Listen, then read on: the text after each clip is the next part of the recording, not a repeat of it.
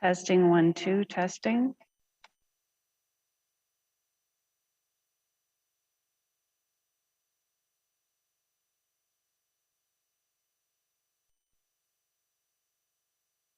Test 1, 2, 1, 2, test 1, 2.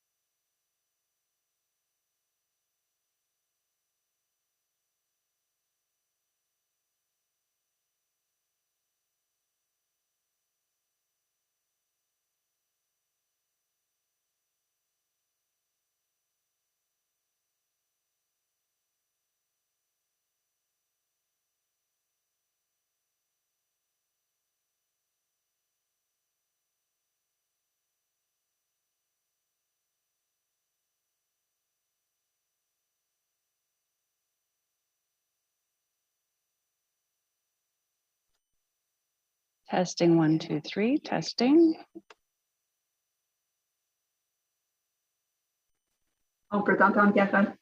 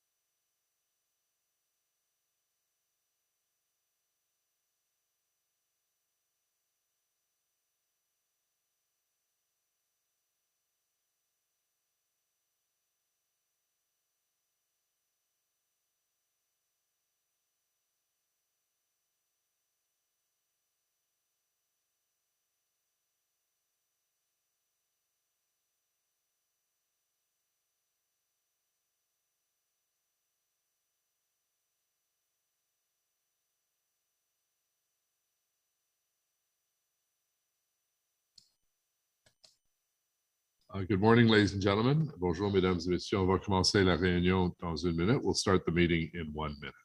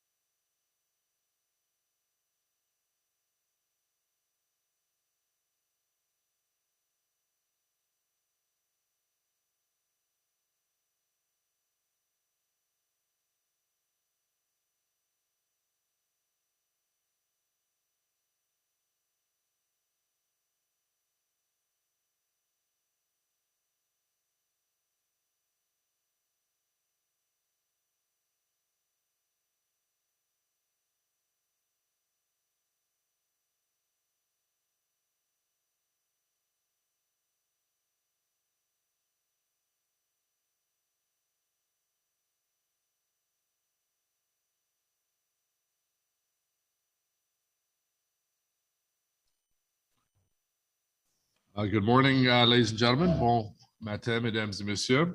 Welcome to the Finance and Economic Development Committee. Excuse me, special meeting for the 29th of April, 2022, le 29 avril 2022. Do we have quorum, Madam Coordinator? Yes, we do, Mr. Mayor. Okay, so a few reminders for today's meetings, which is being held using Zoom. Members of the committee and staff are asked to stay on mute at all times unless called upon to speak. Members of council, if you wish to speak to an item, please use the raise hand feature. This meeting will be live streamed on YouTube. Members and staff are asked to position their cameras so their faces are centered and as close to the top of the frame as possible. And phone-in participants, please do not put the phone on hold. So before we proceed, I'll do a quick roll call of members. Councillor Cloutier.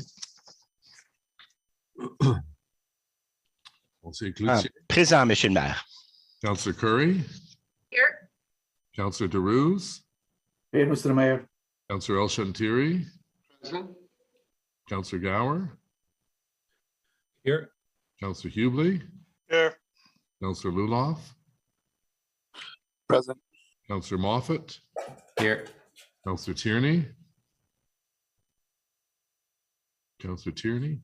Councillor Dudas, Vice Chair Dudas. Ici. A declaration of interest, déclaration de conflit d'intérêt. In-camera items, light rail transit, legal update in-camera, reporting out date, not to be reported out. We'll begin by resolving in-camera regarding light rail transit and the legal update. I'll ask Vice Chair Dudas to read the motion, please. Thank you, Mr. Mayor. Be it resolved that the FEDCO resolve in camera to receive and consider light rail transit LRT legal update pursuant to the procedure bylaw subsections 13(1)(e), litigation or potential litigation affecting the city, and 13(1)(f), the receiving of advice that is subject to solicitor-client privilege, including communications necessary for that purpose, reporting out date not to be reported out. Okay, on the motion, Carrie, update. Yeah. So we'll take 5 minutes to allow members to leave the Zoom meeting and join the MS Teams meeting, as well as to allow clerk staff to stop the Zoom meeting. Thank you.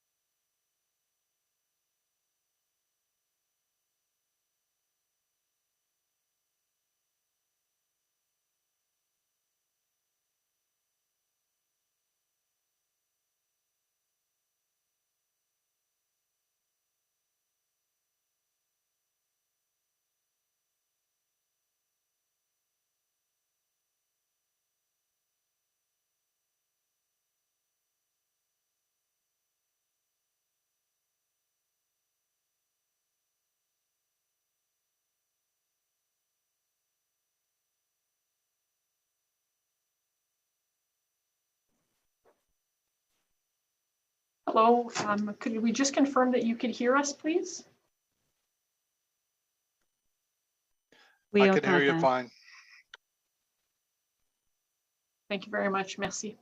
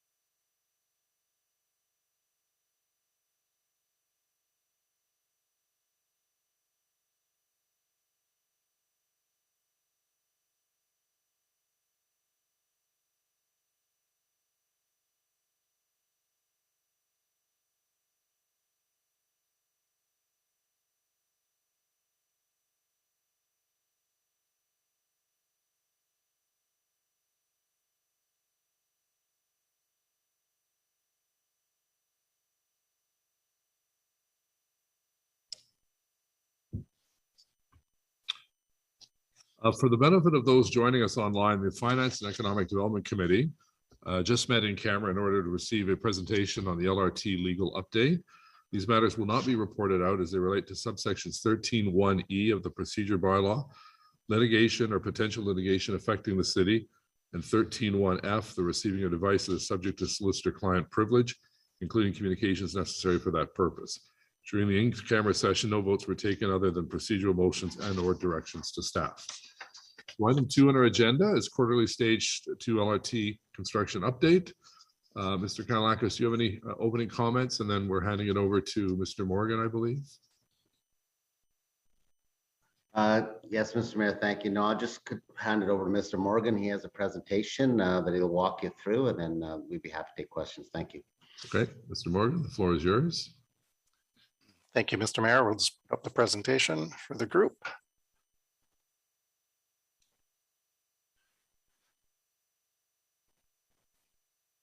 There we go. So we have, just go to the first next slide there. I'm going to provide a quick overview of the project end to end, just to give you kind of a sense of where we are. In 2019, was the award for the contracts. 3 years later, we're at a point now where the designs on both projects are complete. We're going to be, by the end of the year, be in active construction on all stations, on all extensions. O-Train East, we saw that media event the other day, making very good progress on the track installation there. And obviously the south extension, a lot of track work going on there. A lot of the track work you actually can't see because it's kind of tucked away in part of a wooded area behind between Hunt Club and Leitrim Road. The other big thing that we're going to see this year is there's about 10 connectivity bridges in various locations, some part of transit stations, some not. But over the coming summer, you're going to see a number of those go into place and start to come together. So that's going to be really exciting for the city. And then just as a general comment, there's about 2,000 local jobs across all those extensions that are helping to build the system. So we're very excited about the progress that's being made, and everywhere you go, you see progress on the project. So with that, we're going to start you in the east. I'll talk you through a couple of quick slides here. So the first one is just a view of the new bridge. So this is the rail bridge that actually takes the trains as they leave from Blair into the center of the highway. So we're making very good progress on this bridge. In the distance, in the background, you see the old transitway bridge.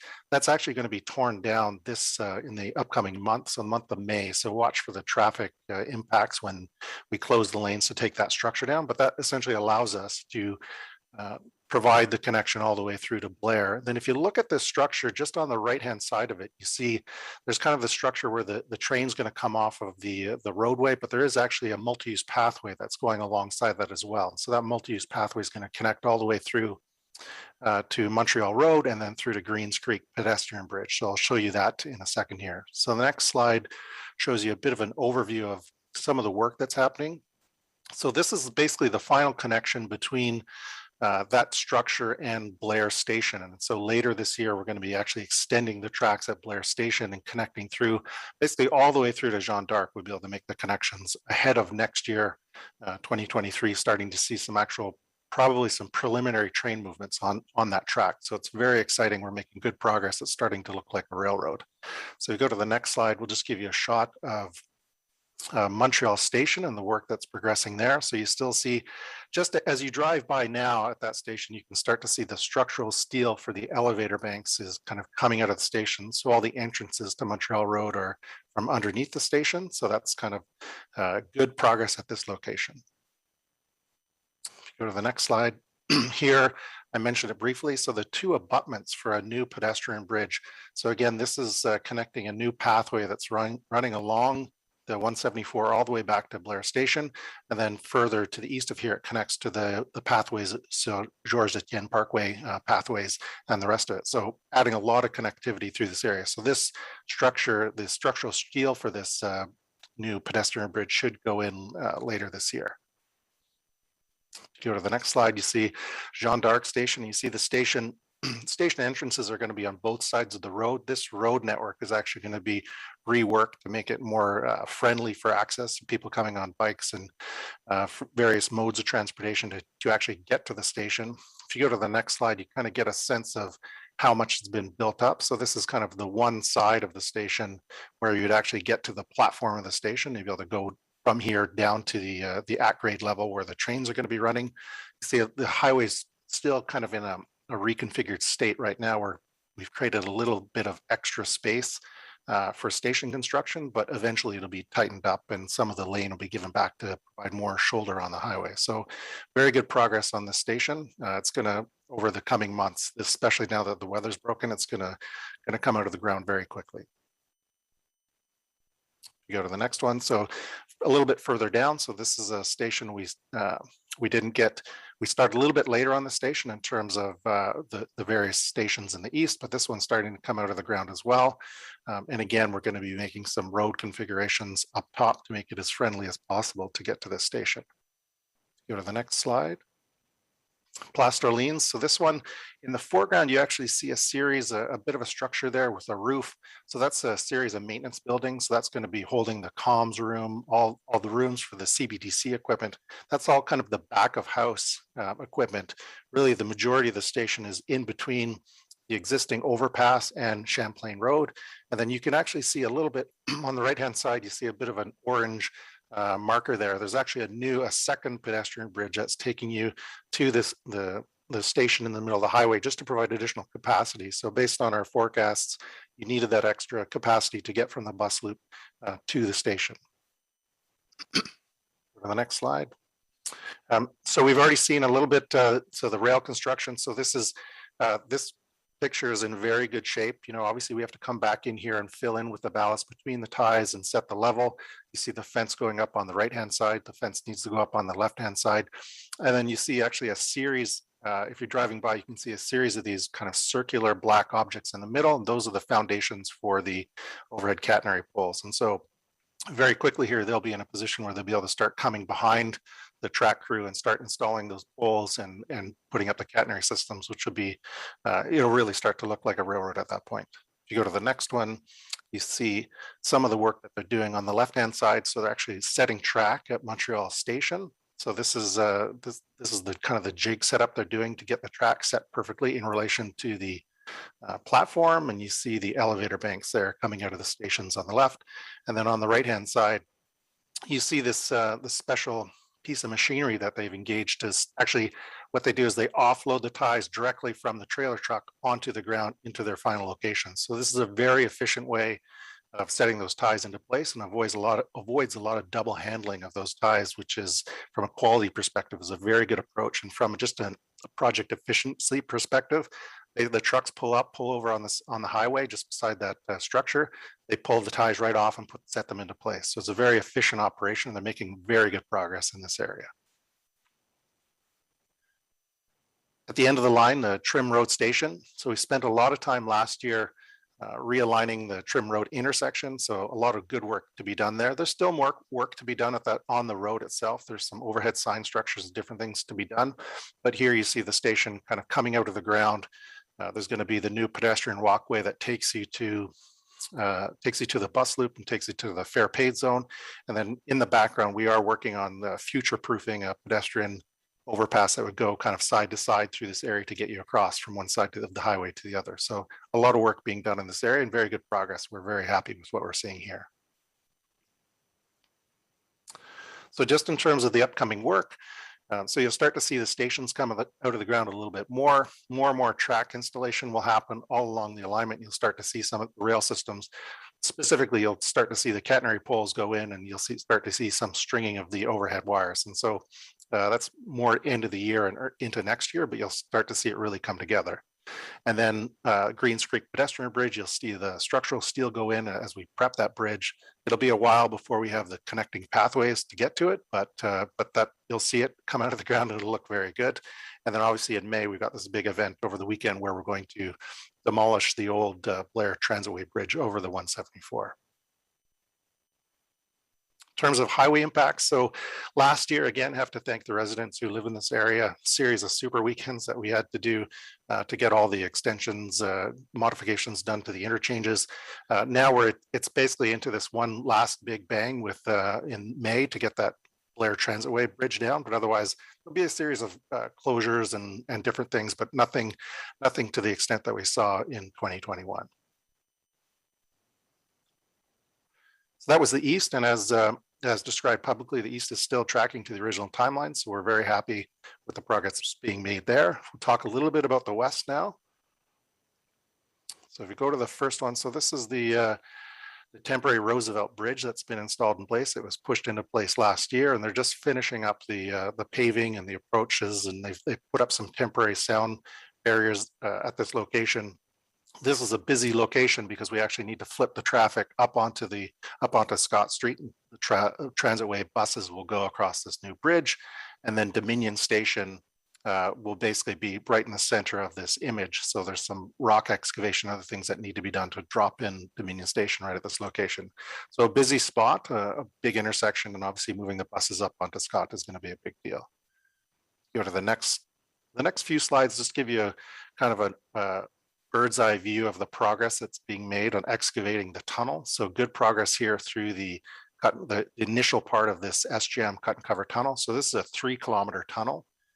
Starts in the SJM here, pretty straight section. If you go to the next one, get a little bit further down. So this it continues a very straight line. and then it cuts back in to get onto Richmond Road and get into Byron Linear Park. And so right where at that intersection of Richmond Road, I think there's a photo, the next photo should show it. You see this, so this is the location, you see the crux of the challenge here. So there was actually a very large water main just kind of in the background of this photo. We're trying to get through this intersection. Obviously traffic lights and traffic, big impacts here.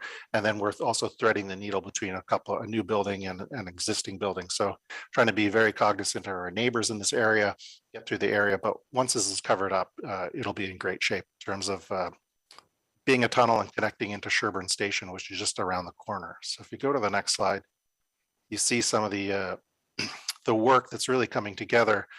You see basically the bottom of the tunnel there being finished. They're starting on the walls. Obviously the top struts are there to kind of keep it in place, make sure nothing happens. This is actually should be just the tail end of the curve and the tail end of Sherburne Station right here. If you go to the next slide, you see the excavation continuing. They're kind of working in piecemeal fashion all the way through. As they finish one section, they get in right away. They do the walls. They do essentially the floor of the tunnel, and then they're going to be coming back later this year to start covering up parts of the tunnel too. So that will help with some of the road works. You see some intersections as you go through that the roads are still open and active, and we need to cut through there and actually build the tunnel through those sections. So here's a bit of a close-up of one of those road intersections. And so they've done as much as possible in terms of staging and logistics to keep it open, but at some point they're going to have to close it just to finish off that short span, that short tunnel section through that area. So Byron Linear Park's looking very good. If you keep going to the next slide, yep, New Orchard Station. So these are some tall walls. So this is a very big operation. I know it basically takes an entire day. I think it's 12 to 14 hours of time to actually pour these walls. There's a certain rate that the walls have to be poured. And so if you pour it too quickly, you can cause problems. And so they have to very carefully manage the rate at which they pour the concrete into these forms. There's different techniques for vibration and flow that they use to monitor to make sure that the quality of the wall surface comes out very well. And so typically for one of these pours, you'll see concrete delivery trucks showing up all day to be able to to finish off this wall and to make that form. So you go to the next slide. So we stay in Byron Linear Park, and then as soon as we cut out, we come basically very quickly to Lincoln Field Station. So Lincoln Field Station is looking very good. The escalators are in, the roof line is there. They're starting to do the waterproofing on the roof structure, making very good progress. You go to the next slide, a bit of a closer up view of what the station looks like. So you can kind of see it orange under the tarps there. The escalator frames have already been installed. You start to get a sense of what the station is going to look like in terms of the plazas. I did try to include the next slide shows a rendering of this same area just to kind of give you a sense of how it fits into the end state in terms of the approach on the one side, the bus loop on the other side, and then there's the Carling Avenue just in behind. So pretty integrated network, pretty integrated with the pathways throughout this area. So a lot of very good progress at Lincoln Field Station. It's advancing quite quickly. You go to the next slide, you see the impacts to Carling Avenue. So there's a bunch of things happening that you can't necessarily see. There's a gas main on the north side. There's a water main on the north side of Carling Avenue Bridge. We've obviously narrowed Carling Avenue at this location, and we're in the process of building the second half of the bridge to re-widen Carling Avenue to get the trains under Carling Avenue and onto into Connaught Park. So if you go to the next slide, you get a sense of where the trains are going. So they're tucked in on the left-hand side there. You see the original transitway in the center of the photo. The trains will actually be traveling on the left. The old Woodruff pedestrian bridge in the background there started to come down. The new bridge is in place already. You see, it's got a bit of a longer structure because the light rail system is actually off to the left of this image rather than being in the center where the transitway is. Because of that, there is a longer structure, and we are working on the approaches and having to do some design modifications to the approaches due to some conflicts with Hydro 1 lines, but working through that and hope to be able to have a date for opening this bridge in the near future for you. A little bit further down, so this is the Lincoln Fields flyover. So this is really the split structure, this is where the trains, a set of trains will continue west onto Queensview, Pinecrest, and Moody, and then a set of trains will, one half of the set of trains will go down south through to Iris and Algonquin Station. So a bit of work at that location before the trains will be able to get through to Iris Station. So Iris Station area, so this is where we've done a realignment of Pinecrest Creek. We put in 2 separate bridges to get over Pinecrest Creek. Here's in the center of the photo is actually where the new Iris Road is going to be going. So we're putting in a bridge there. Road will go over the LRT. Trains will go under, and then just kind of where you see the black matting there is where the station footprint is going to be roughly in that area. So there'll be a series of paths and connections to the train station at this location. The next slide just shows a quick view of the bridge from the other side. Obviously, right now it doesn't have the clearance for the train, so we'll have to excavate out to get to that. But essentially, Iris Station will be in the foreground of this picture. If we go to the next slide, it shows Algonquin Station. So in the background there, you see kind of tucked away a small head house. So there'll be 2 primary entrances to this building. So there's the one little head house that already has the roof finished on it. And then in the foreground, the larger building. And then there's actually a pedestrian bridge that's going to go from this main structure over to Algonquin College and connect in to allow people to get directly across to the station without having to cross the road, or directly into the college without having to cross the road. So a lot of progress here. The soils and earth in this area was very bad. So they've made very good progress in terms of being able to make progress on this area. The next slide shows Queensview Station. So again, another location where we're going to put in a pedestrian bridge. So this one is going to go across and connect with Baxter Road, connect into the station. You kind of see a widened rectangle in this area, which is where the station is going to connect to. And then kind of top and bottom, you see the guideway coming together, the formwork being done for the actual tracks, where the tracks are going to be laid in the future. So good progress at Queensview. Pinecrest interchange. So this is, a major confluence of utilities, road network, and then tunnel, or not tunnel, but train in a trench that's essentially tunneled under some of these off ramps. And so there's a temporary bus off ramp that was closed, that was built, but then we had to close due to some utility conflicts. So that's reopening, should be reopening on Monday. So the buses will be back on that off ramp for a little bit, but it's still going to take us about the better part of another year to finish the trench and the tunnel in this section, just to reopen that Pinecrest off ramp, to reopen it for traffic. So a lot of work in this area, a lot of kind of different moving pieces in this area to keep it moving forward. And then just on the other side is Pinecrest Station. So that's coming together nicely. You see some tall walls being formed there that will kind of support the station and support the plaza. And then on the left-hand side, there'll be a bit of a bus loop there to drop passengers off and get them to and from Pinecrest Station. Continuing further down the alignment. So we skipped over Moody Station because right now they're just starting on the foundations and the setup for it. So there's not a lot to look at there, but you do get a sense here of all the work that was done on the interchanges last year. So there's an on-ramp, the bridge over the LRT, and then on the far side in the background there, you see another bridge that we had to build. So a series of bridges to take you from Moody Station into the LMSF facility, so the light maintenance and storage facility. So in the first phase of this facility, if you go to the next slide, it's intended to be just a light maintenance facility where you would do, you'll have a car wash, you'll have all your facilities for cleaning, for inspections. You can get underneath the vehicle to do basically any light work. Any heavy maintenance work would need to be done at Belfast, so bogey removals and that type of thing.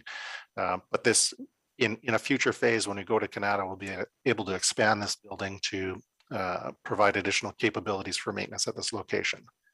So this first building that you see, that's the maintenance building. So this is the maintenance building. The next slide is an admin building, essentially for the operations staff will be based out of here, picking up the trains in the morning and returning in the evening.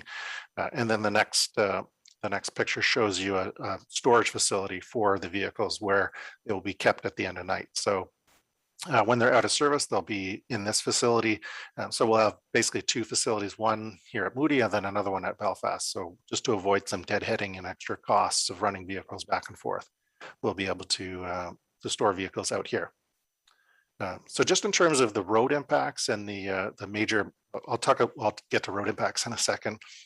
So station construction, all stations through this year, starting this year. So we should be able to get to the last couple of stations that haven't started. Specifically, Westboro and Kitchissippi should start once we've moved the buses up onto Scott Street. The excavation and the cut and cover will continue, and you'll start to see the first covers go on the cut and cover tunnel in some areas. And so that'll be the start of kind of backfilling over top, and that sets the table for future landscaping and other activity that we're doing up top with Byron Linear Park. And then so this summer, so the final transitway closures are planned. So there's obviously between Tunney's Pasture and Kitchissippi Station, we need to close, but then there's also, we're moving some of the buses onto Woodruff as well, once they reach that Iris intersection. So that's a big thing. And then the LMSF, which is right now tracking about 3 months ahead of schedule, will also be enclosed and finished up. So there's about 3 slides here on mobility impacts. So the first one they'll talk about is Scott Street. So there is a water service that we need to bring to Westboro Station as part of fulfilling NFPA requirements and servicing requirements. So that was going to require a closure on Scott Street. That's ahead of the full closure. So there's a couple of different things happening. First is that we need to finish off the widening in this area, finish off some of the pathways, get that water service into Westboro Station, and then we basically end with a full closure of that transitway section with buses put up onto Scott Street. So that's right now planned for the end of June to happen as part of the next service change. The other area on the next slide is through Richmond Road. So obviously a bunch of work happening as part of either delivering concrete to Byron Linear Park, delivering materials, reconfiguring the road. So there'll be a continued series of off-peak lane closures and reconfigurations and temporary changes. There is still a plan to push some traffic onto Ambleside as part of a westbound detour, and that really buys us some time in the schedule in terms of work on the tunnel through that area. As we get to that end of the alignment, it basically everything narrows together. It becomes a very tight area to work in to be able to finish that tunnel. And so we want to put that detour in place. We've tried to do some upgrades to the sidewalks and make it as accessible as possible and other things in that area just to minimize the impacts of that detour, but that will help us with the tunnel construction through this area. And then obviously Carling Avenue, which we showed the photos of, there's a bunch of work to build another bridge to be able to provide a couple more lanes of traffic through that area. So that should happen this year and then should be back in service next year in the final configuration. And the last one, so the Pinecrest interchange, obviously there's a bunch of things happening there. The first one, the westbound bus off-ramp, that should be actually put back into service May 1st. And so that won't come off the list.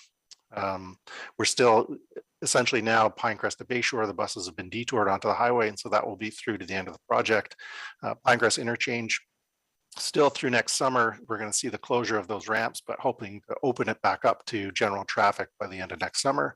And then starting in June, moving basically the buses that are on the transitway between Iris and Baseline need to move on to Woodruff. And so there'll be some reconfiguration of Woodruff and realignment to that Iris intersection happening next summer.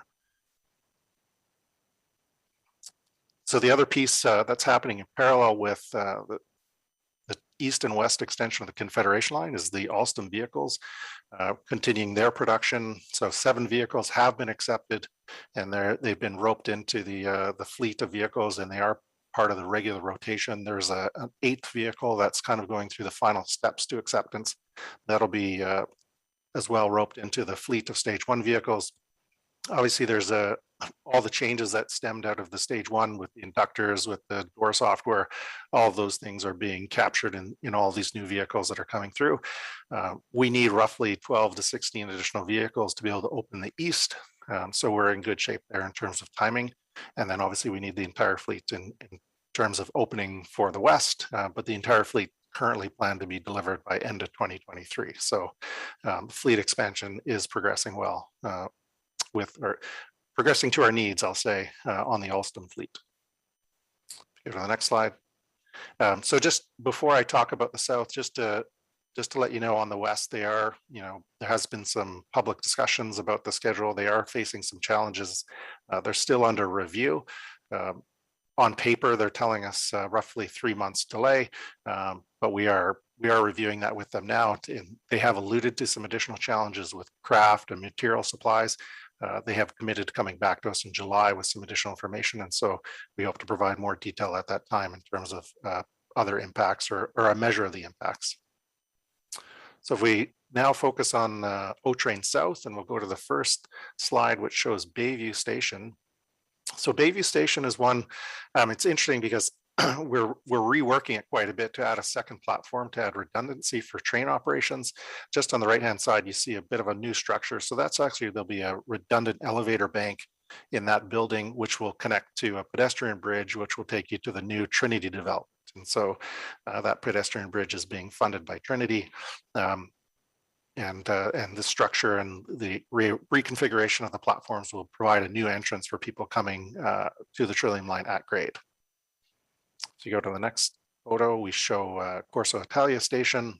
Obviously, you see the plaza there, the steel framework for the plaza. So the next step for them to be able to finish this level is to finish off the staircases. So they need to do that work. Once they finish off the staircases, then they can continue working on the structural steel, and you'll see it come out of the ground more. You'll see actually the facility being built up. So they are making good progress. They had it tented all last winter to be able to continue work, and you see essentially at grade there, you see the 2 platforms have been poured, and they made good progress over the winter in this area.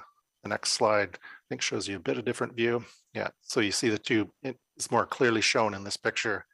You see the 2 platforms that have been poured double track through this area. In the foreground, you see the plaza, which still needs to be built up. And then in the distance, there'll be actually 2 sets of staircases, emergency exits only. This whole area is all, I think there's half a dozen development applications. On the right-hand side, you have the OCH development. And then on the left-hand side, you see there's a number of development applications in to put in buildings there as well. So it's going to be a very exciting area in the years to come.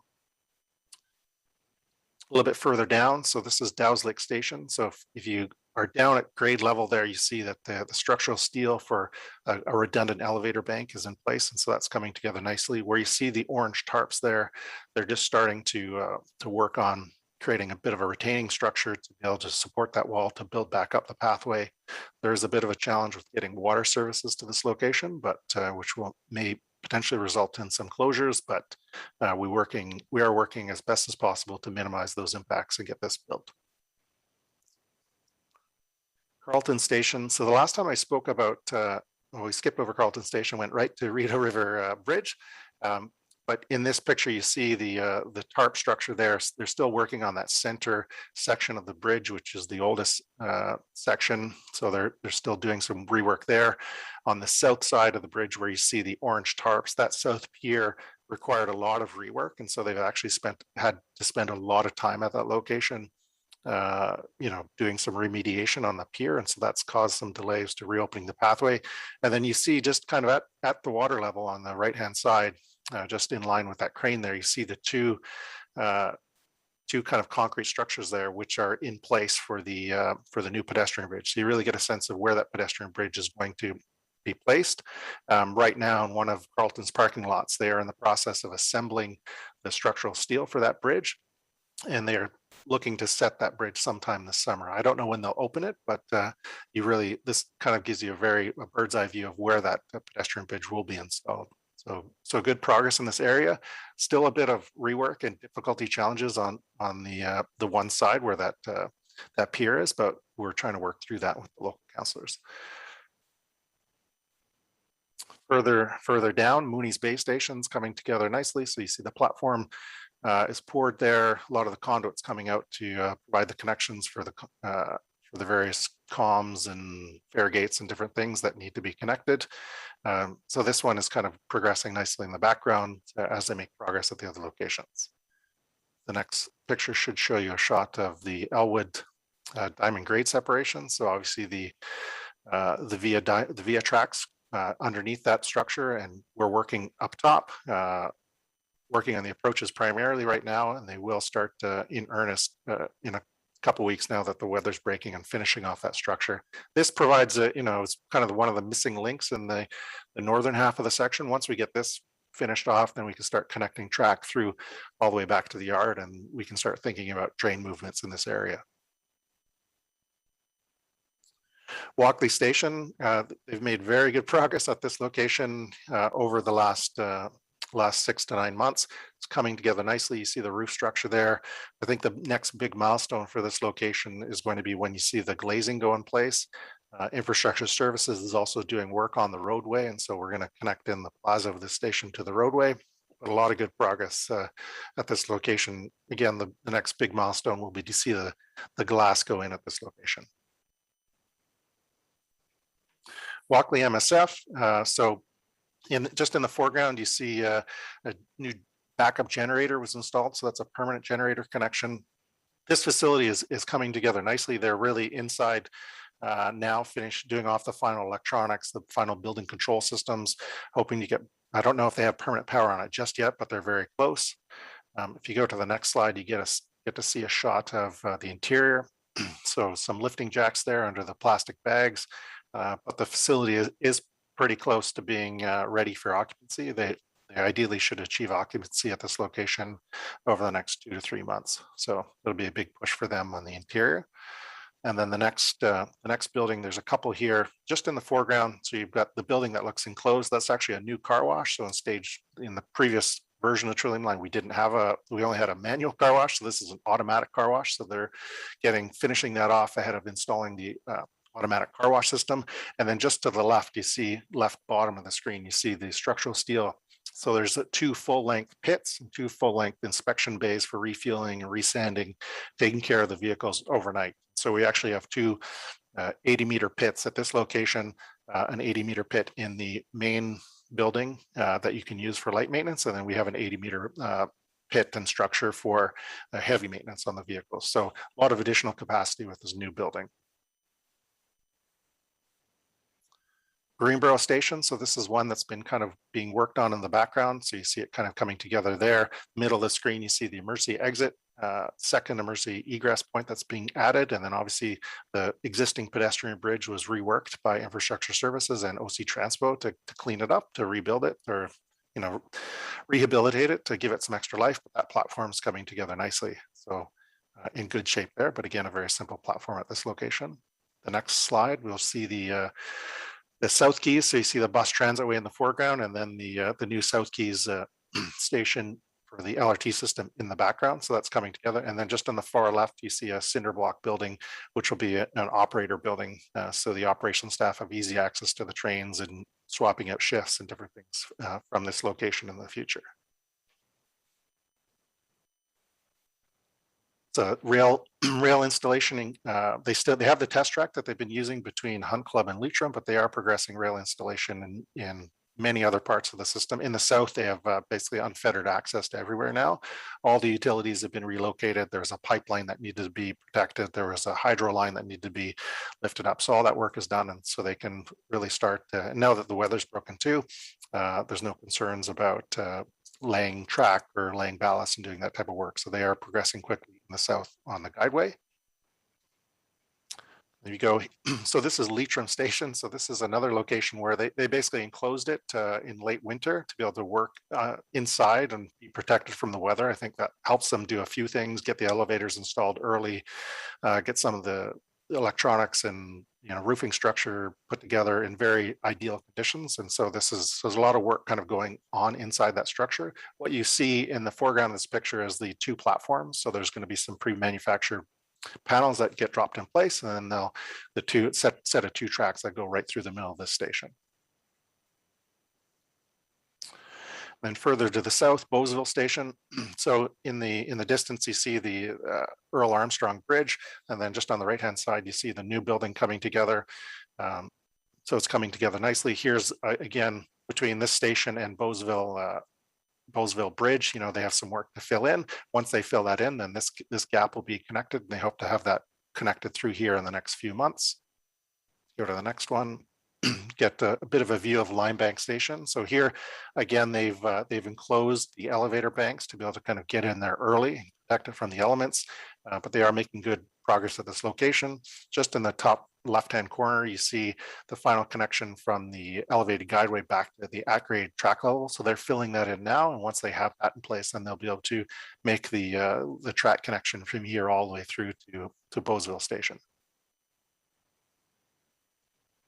Airport link, you see the the green fiberboard that's concrete board that's put up on the roof line there. So they're putting that together nicely. I believe the elevator mechanics are in place now. They're underneath working on the rooms, putting in the comms equipment.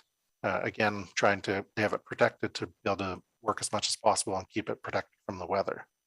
And if you go to the next slide, it shows the airport station. So this is actually a primary shot of the plaza that's been built by the airport. And so their building is largely complete. They're in the final throes of testing the fire alarm panels and those types of things. So that structure looks very good. We'll now move into that area shortly to install comms equipment, to install fare gates and other things. And then just to the right-hand side where you see that green board, that's where the actual train will arrive, and that's where the train departures, alights and departures will take place. So just in terms of the work that's upcoming, Rideau River pedestrian bridge going in later this summer. Station and bridge construction will be effectively complete this year. They're targeting end of year to finish all the construction on the project to allow them to basically get a start on testing and commissioning in January, February. Track and rail systems will go through this year. They're expecting to start testing of the Siemens signal system starting next month. So that's coming very soon. And then the Stadler deliveries, the next, there's 3 vehicles that still need to be delivered. And those will all be delivered in May. So we have 3 separate dates for when they would arrive on site in May, and they're planned to be fully tested by end of August. And so, very good news that we're starting the Siemens testing this summer. Very good news that we'll have the vehicle all delivered and ready well in advance of when they plan to open. So that's tracking very well. Right now, they are on paper. They're showing roughly a 12-month delay, which is more than their spring 2023 delay. But we are working with them to see what they can do to bring that back.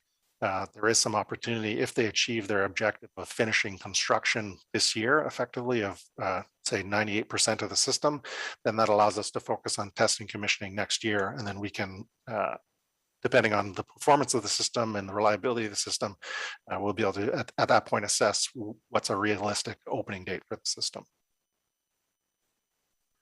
In terms of impacts, so we've had a whole series of impacts here on the multi-use pathways that run along the Trillium line. There's a few that are well known. I think the biggest one that we're working with them on now is near that Rideau River Bridge and Vincent Massey Park, just because they have had some challenges there. So that's one that we're keeping a close eye on.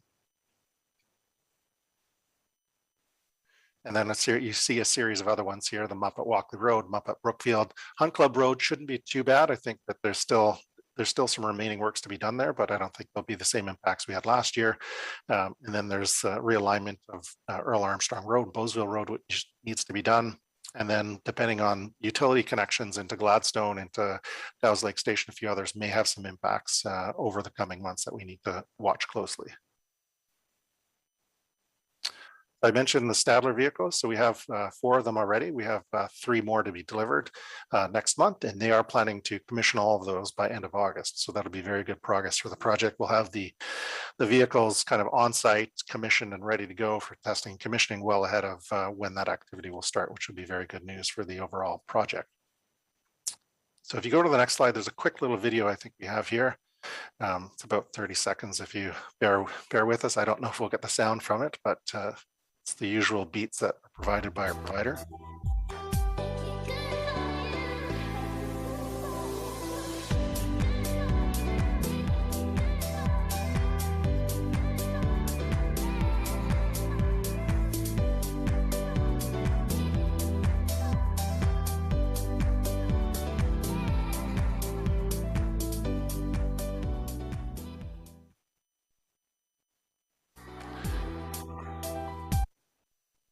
So that's the summary of my presentation, Mr. Mayor. Again, a quick video of the Stadler vehicles. We're very happy with those vehicles. The ones that have been delivered so far have worked great. I think the staff who've been operating them have been very happy with them. And so we're very pleased with the progress that's been made on that front. Great. Well, thank you very much, Michael. I think these updates are a reminder to us, and I think those who are watching, how big a project this is and how complex it is, building a rail system in built up areas. And it's really quite exciting when you see the testing of the trains in the south end already taking place. So thank you very much for that. Just one question from my perspective on the escalators. I notice, in stage one, they run all the time. When there are no customers there, it seems to be a bit of a energy hog.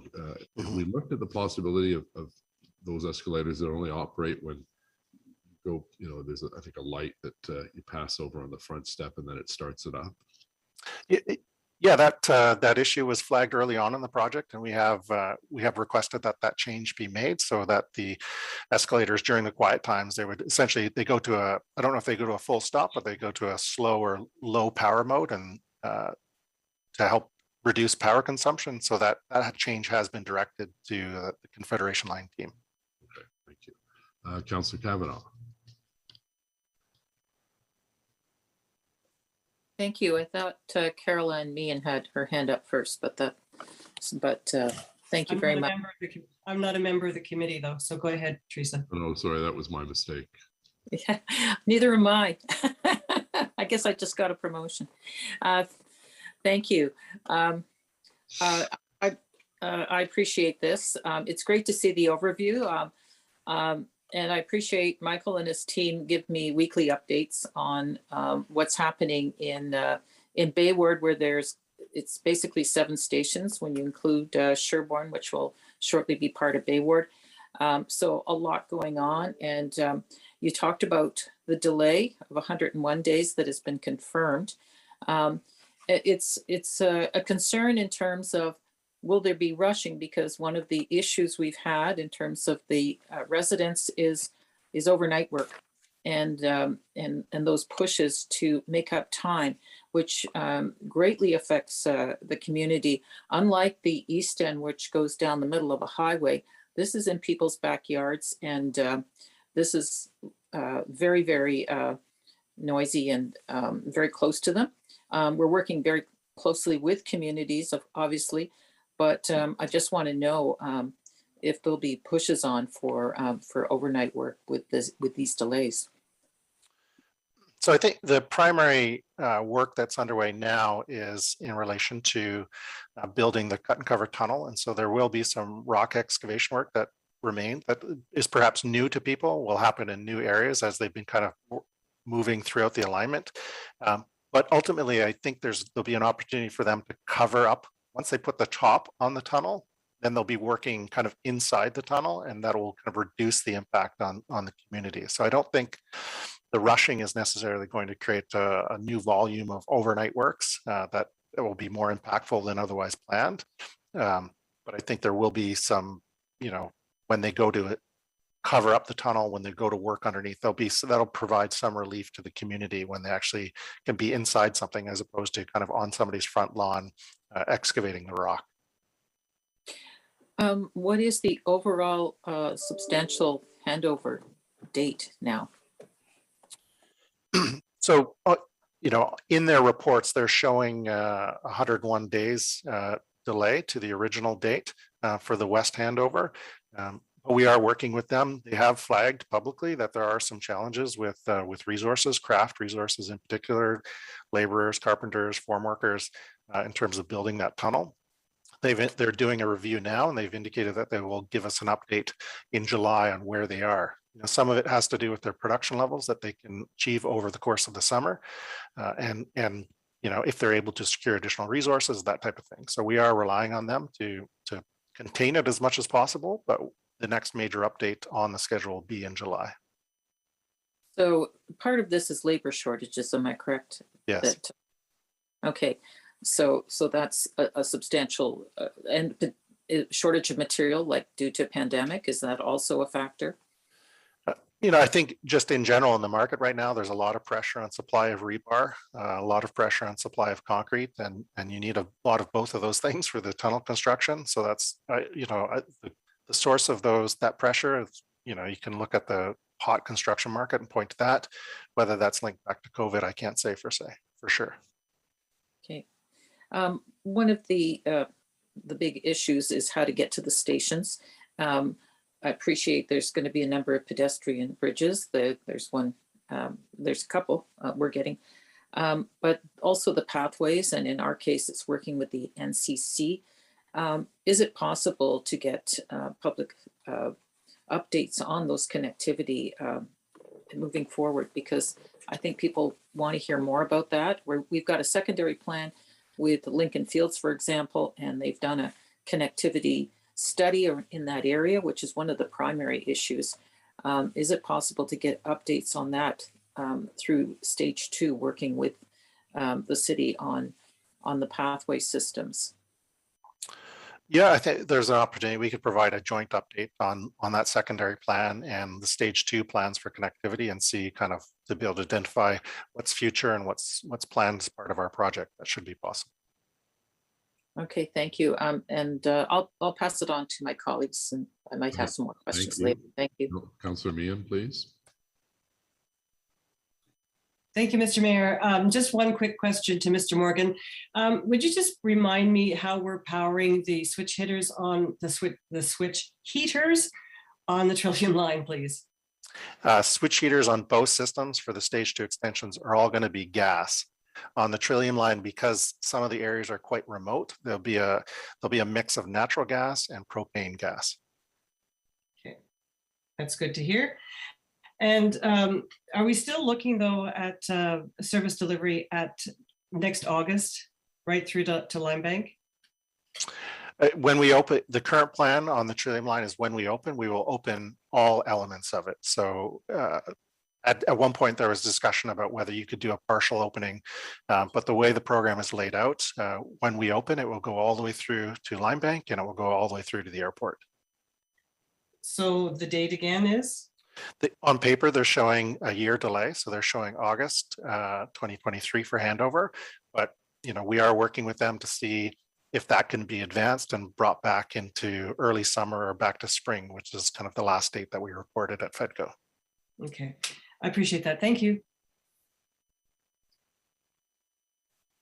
Thank you, Councillor Meehan. Councillor Leeper, please. Thank you very much, Mayor. Thank you for the update, Michael. We have obviously already let the community know that the bus detour would be about 3 months delayed, and the delay that they're talking about is in line with that. I just want to confirm, though, the delay that they're currently talking about on the Western line is not a further delay on top of the delay in starting the bus detour. That bus detour is part of that 100-day delay. So the bus detour was moved from this most recent service change to the end of June service change, and so that's I think it was roughly 10 weeks, and so that's kind of a discrete element. The major factor driving the overall delays in the west is really the work on the tunnel.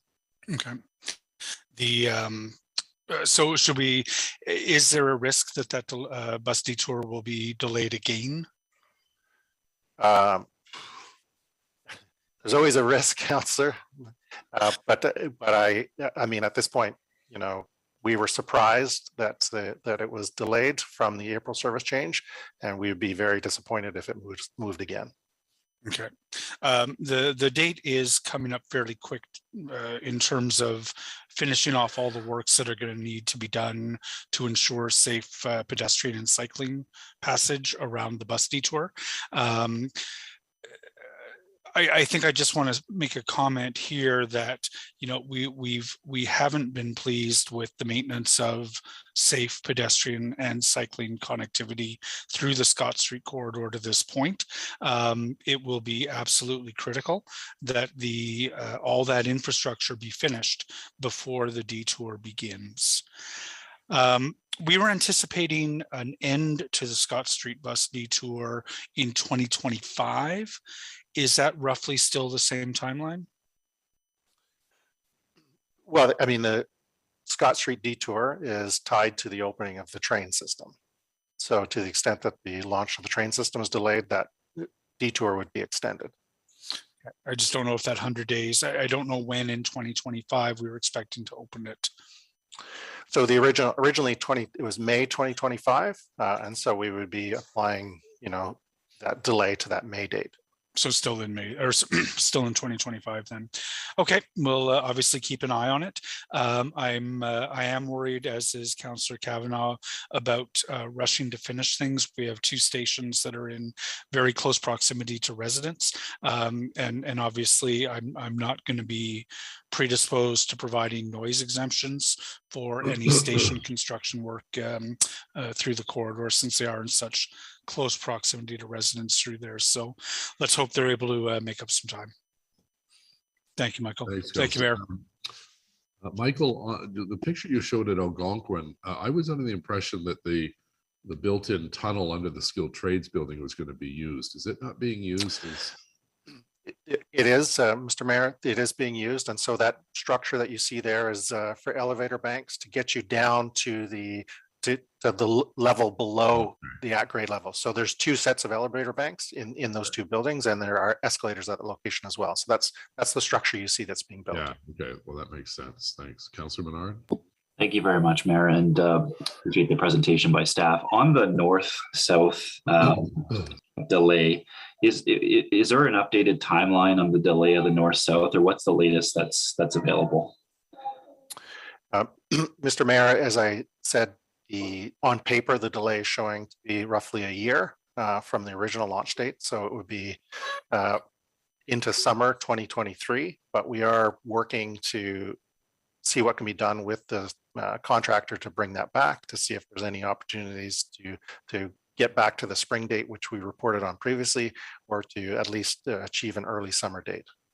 Okay, and then previously the mayor had raised it, I've raised it too, around Carleton University and the significant disruption there. I'm worried because the last couple of years we've had COVID, there hasn't been as many on-campus classes. And so students haven't been taking the normal transit there, but class is likely going to start up again in September. And there's a big demand for transit on that campus. I know we have the R2 running, but I'm just concerned about capacity and if any of that's been taken offline because of the last little while of lower ridership. We had also talked about whether the line could be launched in a shorter span. And I know there was going to be some work done there to get back on that and see if this was possible to launch it in a shorter span. So on those 2 questions, in terms of capacity of R2 in preparation for September Carleton student return and the potential launch of a shorter segment, I'd love to hear more information. Thanks. Mr. Mayor, on the bus capacity, I think service planning originally planned that detour. They would have allocated a number of buses to provide service to Carleton. I would have to defer to them on how much of that was reallocated during COVID and how much is available to be brought back in September if schools come back into play. On the segmentation of the opening, that's an idea that's been floated previously. The way that the program is unrolled in terms of Elwood grade separation still being incomplete, and some of the way that the signal program is planned to be tested, it would be difficult to do a partial opening without setting back at least part of the program a significant portion of time. So I think the fastest track to opening now is to just open it all at once. Okay, thank you, Mayor. Thanks, Councillor. Does anyone else have any other questions? Mr. Kanalakis or Ms. Amilcar, do you have anything you'd like to add? No, Mayor, I don't, unless Renee does. Renee, est-ce qu'il y a des choses? No. Nothing for me as well, Mayor. Okay. Thank you. All right, well, thank you very much to colleagues for this special meeting on a Friday, and thank you as well to our staff who put together a really solid presentation that gives us an idea of what to expect in the months and years ahead. So, Councillor Dudas, motion to adjourn. Carried. Adopté. Thank you. Meeting adjourned. Have a nice weekend, everyone. A safe weekend. Merci. À la prochaine. Thank you.